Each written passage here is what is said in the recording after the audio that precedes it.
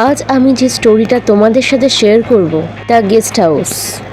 অহনা ও কঙ্গনা দুই বোন, বাবা মা ছোটবেলায় মারা গেছেন। অহনা আর কঙ্গনা দুজনেই একাই থাকে। আমার ভ্যাকেশনের ছুটিতে অহনা কঙ্গনাকে নিয়ে পাহাড়ে যাওয়ার প্ল্যান করলো। যেমন কথা তেমন কাজ, যাওয়ার উদ্দেশ্যে বের হলো, কিন্তু হঠাৎ মাঝ রাস্তায় গাড়িটা খারাপ হয়ে গেল। গাড়ি থেকে বেরিয়ে আশেপাশে কোনো লোক দেখতে না পেয়ে, একটা দোকান দেখতে পেয়ে কোনো কিছু না ভেবে সেই দোকানে চলে গেল, যদি কোনো সাহায্য পাওয়া যায়। দোকানে একটা বয়স্ক লোক ও তার ছেলে ছিল। আমার গাড়িটা খারাপ হয়ে গেছে, যদি আপনারা কোনোভাবে আমাকে সাহায্য করতে পারেন তাহলে খুব উপকার হতো। বয়স্ক লোকটা বলল, আমরা এখানে গাড়ি ঠিক করি না, আর গাড়ি আপনার আজকে ঠিক হবে না, কারণ এত রাতে কোনো মেকানিক পাবেন না আর আসবেও না। একটা সাহায্য করতে পারি, আমাদের একটা গেস্ট হাউস আছে, আজকে রাতটা আপনারা ওখানেই কাটাতে পারেন। ধন্যবাদ, অসংখ্য ধন্যবাদ। বোনকে নিয়ে গেস্ট হাউসের দিকে রওনা দিল অহনা।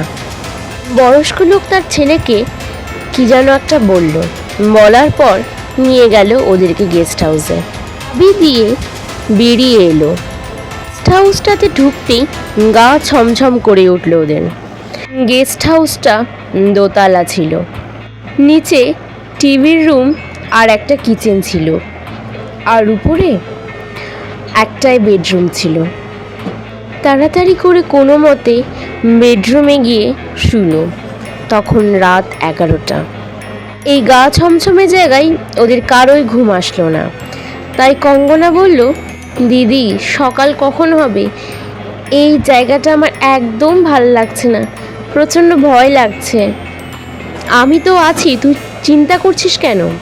ঘুমিয়ে যা, কিচ্ছু হবে না, আর কাল সকাল হতেই আমরা চলে যাব। ওরা ঘুমিয়ে গেল। তখন ঘড়িতে বাজে রাত 2:30। হঠাৎ কঙ্গনার ঘুম ভাঙল কারো হাসির আওয়াজে। কিছুক্ষণ কান পেতে শোনার পর আওয়াজটা আর আসছিল না, তাই মনের ভুল ভেবে শুয়ে পড়ল, কিন্তু ঘুম আসছিল না। আই দিদি ওঠ না, আমার খুব জল পিপাসা পেয়েছে, একটু ওঠ। এই অন্ধকারে আমি কিভাবে যাব বল, একটু ওঠ।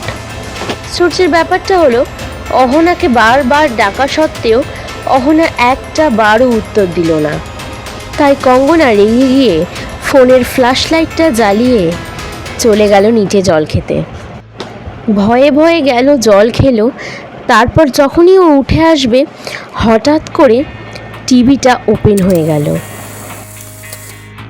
এই রকম হন্টেড ঘটনা ও ফিল্মে দেখেছিল, তাই আরও বেশি ভয় পেয়ে গেল।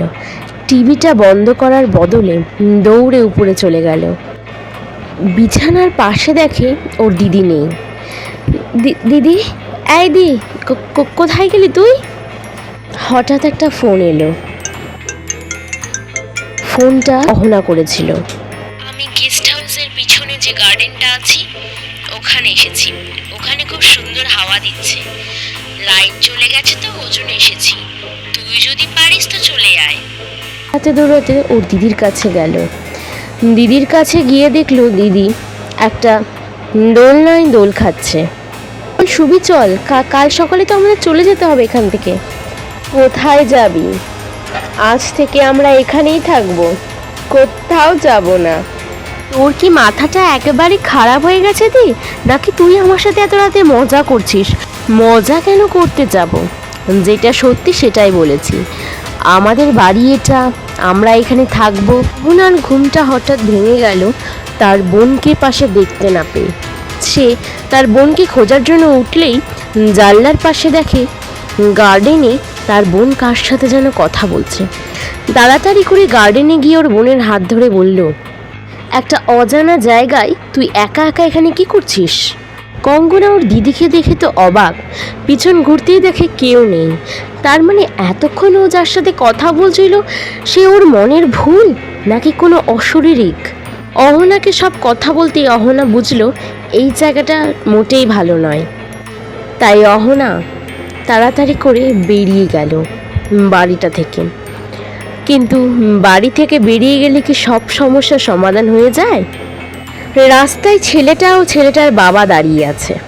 অহনা রেগে গিয়ে বলল, মানুষকে সাহায্য করতে পারবেন না খুব ভালো কথা, কিন্তু মানুষকে বিপদেও ফেলবেন না। এতগুলো টাকা দিয়ে আমি একটা ভুতুড়া বাড়িতে আমাদের নিজেদের জীবন বিপদে ফেলে থেকেছি। কোথায় যাচ্ছেন ম্যাডাম? এত তাড়াতাড়ি চলে গেলে কি হয়? আপনার কাছে টাকাটা ম্যাটার করে, কিন্তু আমাদের কাছে আমাদের লাইফটা ম্যাটার করে। সো আমরা এখন যাচ্ছি। যাওয়া বললেই তো আর যাওয়া হয় না। মানে এতগুলো টাকা তো দিয়েছি, আরও টাকা লাগবে? লাগবে তো আপনাদের প্রাণ। টাকা দিয়ে আর কি হবে? এই কথা শোনার পর অহনা আর কঙ্গনা দুজন মিলেই দৌড়ালো। হঠাৎ একটা গাড়ির সাথে ধাক্কা লেগে অজ্ঞান হয়ে গেল। পরদিন সকাল হতেই ভিড় জমে গেল। কোনো মতো করে ওরা উঠল, একে অপরের কাছে গেল। সামনের চায়ের দোকানে সব ঘটনা বলতেই চায়ের দোকানের লোকটা বলল, আপনাদের কপাল ভালো যে আপনারা ওখান থেকে বেঁচে ফিরেছেন, কারণ ওখান থেকে আজ পর্যন্ত কেউই বেঁচে ফেরেনি। ঘটনাটা আমি আপনাদেরকে বলছি। ওই বয়স্ক লোক আর ওই ছেলেটা দেখছেন, ওরা পাগল। আসল কথা, ওর স্ত্রী ওই বাড়িতে পুড়ে মারা গিয়েছিল। তারপর থেকেই ওর স্ত্রী অতৃপ্ত আত্মাটা ঘুরে বেড়ায় ওই বাড়িতে।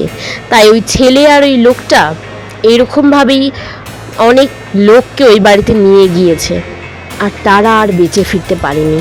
আসল রহস্যটা আমরা কেউই জানি না, এটা একটা রহস্যই থেকে গেছে। কঙ্গনা ও অহনা ভাগ্যের জোরে সত্যিই বেঁচে ফিরেছে, না হলে হয়তো ওরা আর ফিরতে পারতো না।